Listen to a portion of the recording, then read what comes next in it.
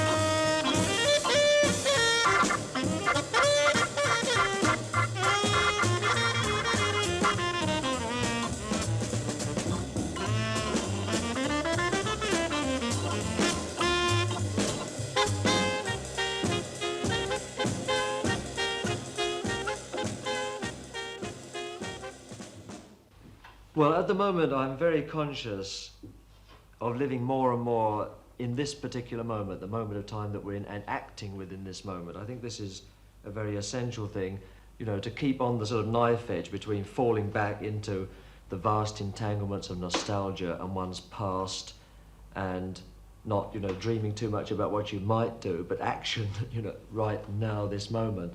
And I think this is on two levels. One is a very personal level, that is one's own nostalgia, one's own immediate past.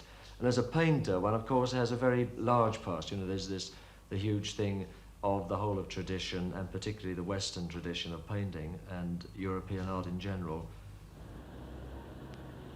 The academic thinks that everything has stopped and everything is labelled, everything is wrapped up, and all one does is to copy the best of what has gone before us. Whereas any intelligent analysis of what has happened in the past sees a continual rebellion, a continual reaction against the thing that has gone before it.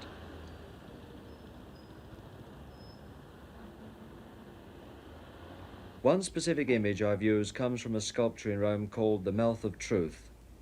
This is a large sun head, and the legend goes that if you put your fingers in the mouth and tell a lie, ka-chung, the thing will cut your fingers off.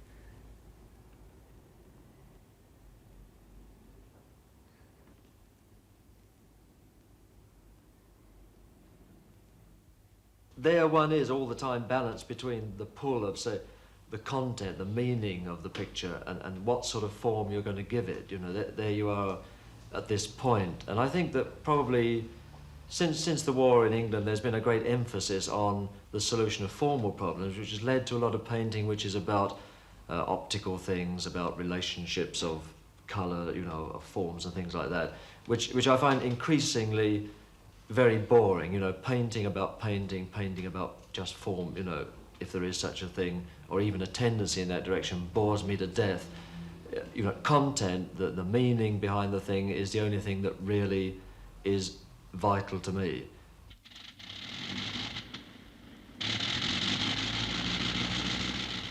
I want to make things that have meanings on many levels. I want to pack a lot of things in. Some time ago, I became interested in signs and symbols, and at this point, I used emblems from planes belonging to some of the flying aces of the First World War. Men like Baron von Richthofen,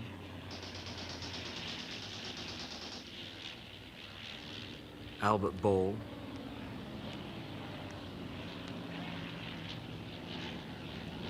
Werner Voss,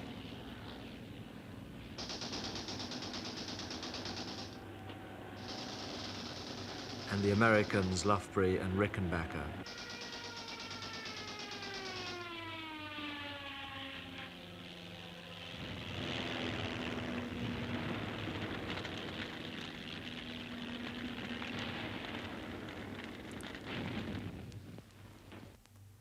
Other symbols are the custom-built cars, hot rods and drag strip racers of Los Angeles. They are part of the modern urban dream that has its equivalent in the music of Dionne Warwick and Bo Diddley. I don't want no Cadillac, D-A-D-I-L-L-A-C. What I got, I'm gonna take it back. Come out of the house early in the morning, D-A-D-I-L-L-A-C.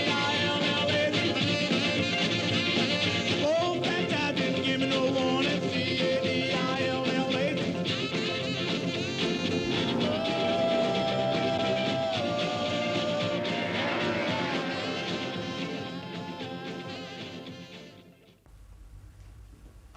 All my images are from the big city at the moment, and I think all very much concerned with living in the moment. I think in a city, the rigid pattern of people's lives tends to make them very unaware of the things around them. The pattern that you get up in the morning, you go out, you look at the number of a bus, you pick up information like, is it raining? In fact, you aren't really looking, you're only picking up the information necessary to continue throughout the day in the easiest possible way. For instance, I'm sure the rush hour crowds passing up Oxford Street very rarely look up at the big neon sign over Studio One. I did a series of paintings and cutouts based on ideas from neon signs and cinema architecture.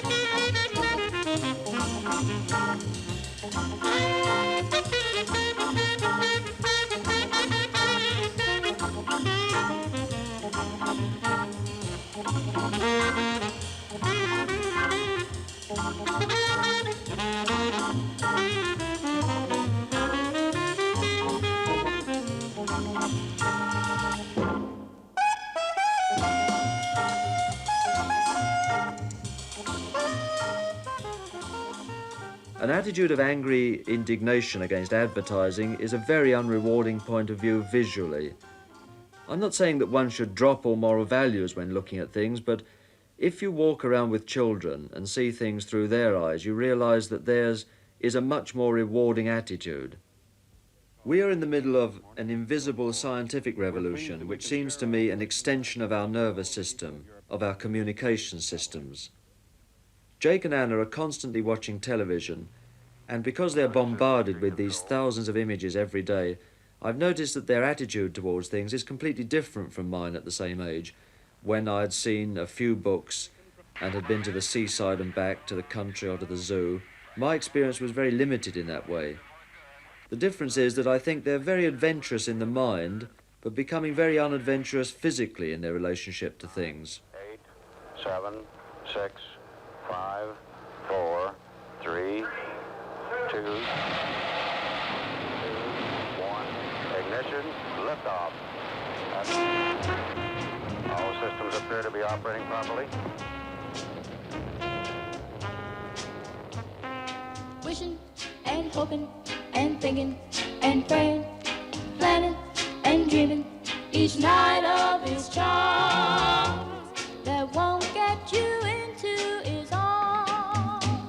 So if you're looking to find love, you can share. All you gotta do is hold him and kiss him and love him and show him that you care. Show him that you care just for him. Do the thing he likes to do. Wear your hair just for him. 'Cause you won't get him thinking and a praying, wishing and hoping. 'Cause wishing and hoping and thinking and praying, planning and dreaming, his kisses will start that won't get you into his heart. So if you're thinking how great true love is, all you gotta do is hold him and kiss him and squeeze him and love him. Yeah, just do it. And after you do, you will be his. You gotta show him that you care just for him. Do the thing that he likes to do. Wear your hair just for him.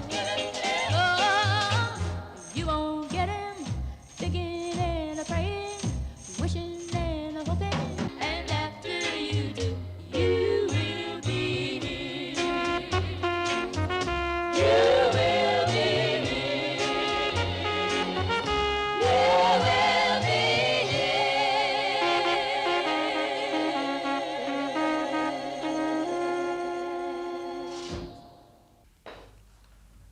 Tradition can only be an extension of awareness, which of course means a leap into the unknown.